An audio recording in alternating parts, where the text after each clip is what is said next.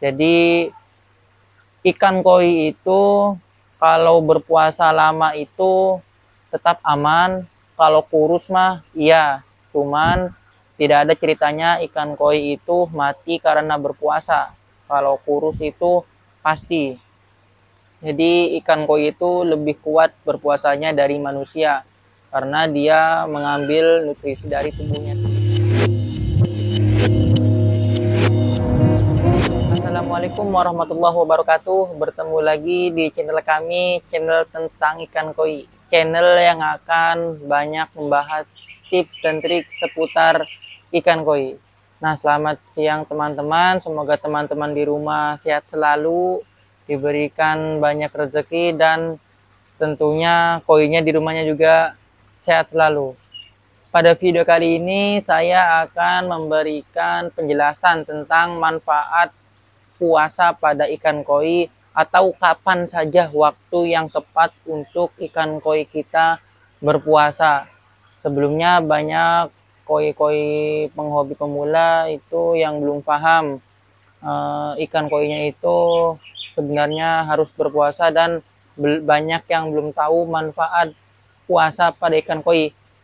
Nah, sebelum kita membahas manfaat berpuasa pada ikan koi, alangkah lebih baiknya teman-teman yang baru ketemu channel ini bisa subscribe channel ini, like video ini, dan juga komen di kolom komentar, dan juga share ke media sosial yang lain supaya teman-teman yang lain juga tahu tentang ikan koi ini, seputar ikan koi ini. Langsung saja saya akan memberikan 7 poin untuk kapan waktu yang tepat koi untuk berpuasa dan manfaatnya itu. Yang pertama yaitu pada saat menerima ikan baru atau kita baru beli ikan nih.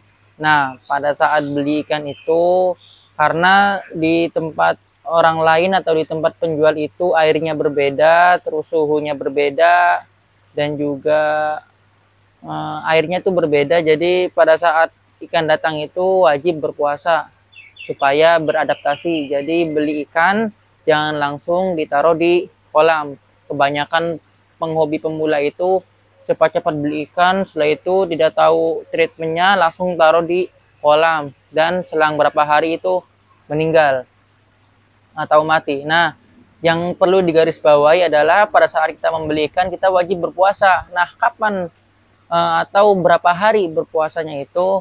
Nah, biasanya banyak penghobi yang sudah lama itu mempuasakan koinya itu selama 14 hari. Itu ditaruh di akuarium.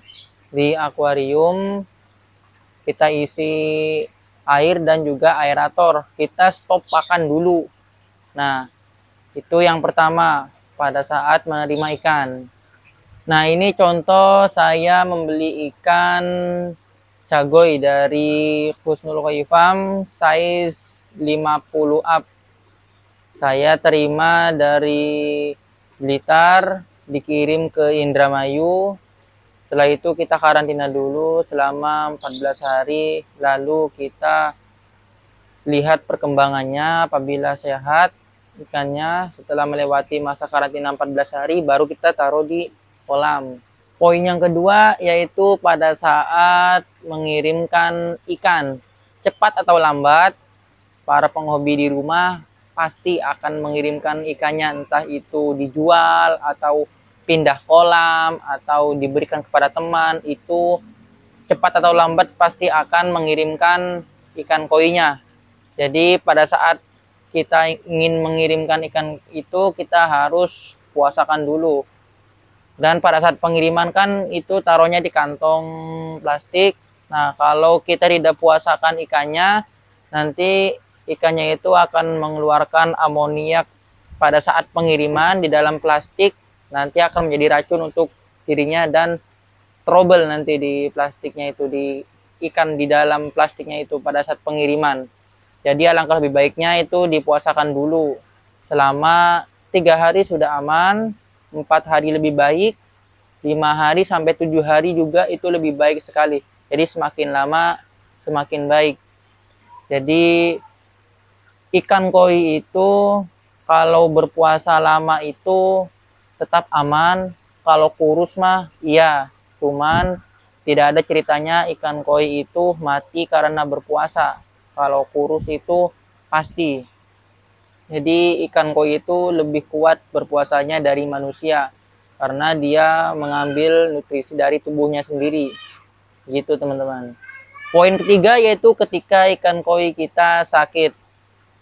Ikan koi kita sakit itu biasanya itu disebabkan karena adanya bakteri, atau di kolam saya itu biasanya itu pada saat hujan karena suhunya itu naik turun. Di sini juga kolamnya outdoor, di belakang saya kolamnya outdoor, jadi terkena panas langsung, terkena air hujan langsung. Nah, itu biasanya itu ikan koi kita sakit.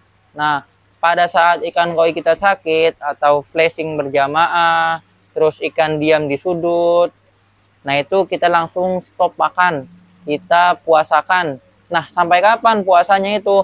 Sampai ikan koi itu sembuh, benar-benar sembuh. Kita angkat ikannya, kita taruh karantina, nah baru kita kasih treatment tergantung obat, kita kasih obat tergantung penyakitnya. Itu sampai sembuh ya teman-teman, sampai sembuh. Itu poin ketiga pada saat ikan koi kita sakit. Poin yang keempat yaitu ketika kolam kita bermasalah. Nah, biasanya kolam bermasalah itu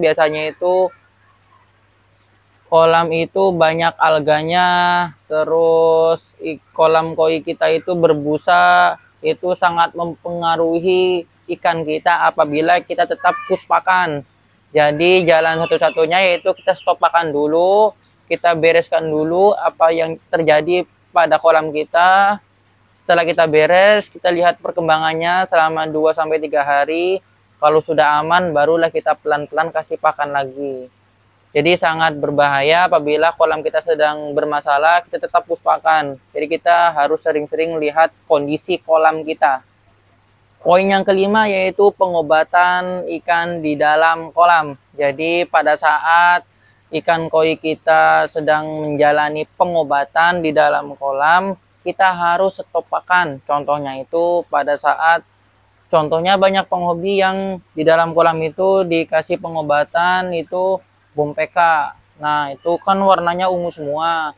Nah, itu kita harus stop pakan dulu. Kita puasakan dulu sampai benar-benar kolam kita itu pengobatannya itu ikannya sudah sehat begitu. Jadi bukan ikannya taruh di karantina ya, tapi ada saja penghobi yang pengobatannya di dalam kolam, ikannya tetap di sini. Nah, itu kita stop pakan dulu. Jadi kita puasakan sampai ikan itu benar-benar sehat, baru kita coba kasih pakan pelan-pelan lagi, sedikit demi sedikit. Poin yang keenam yaitu pemeliharaan kolam. Pada saat kolam kita menjalani pemeliharaan, kita stop pakan dulu, kita puasakan ikannya dulu. Nah, sebagai contoh, biasanya di chamber biologis itu kita ada media batu apung dan juga biobol. Itu kan biasanya setiap 6 bulan atau 4 bulan kita bersihkan. Itu kan tersumbat tuh banyak lumpur-lumpur kotoran sisanya itu.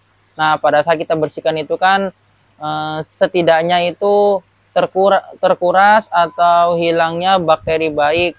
Nah, jadi kita harus stop pakan dulu. Atau penghobi di rumah ini, teman-teman di rumah itu mau upgrade kolam koinya, mau ditambahin filter atau dikasih bakti shower.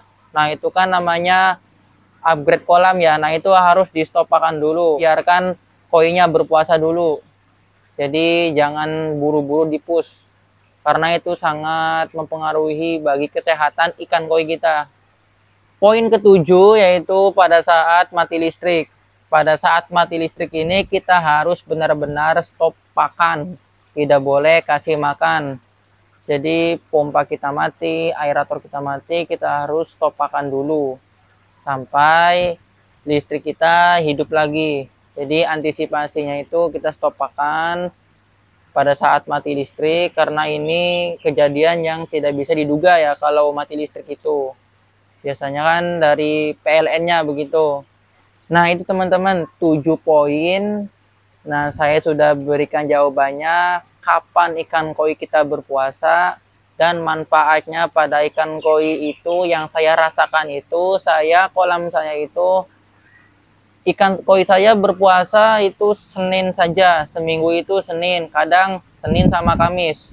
Manfaat yang pertama yaitu ikan itu pertumbuhannya secara tidak langsung itu 2 kali lipat lebih cepat begitu.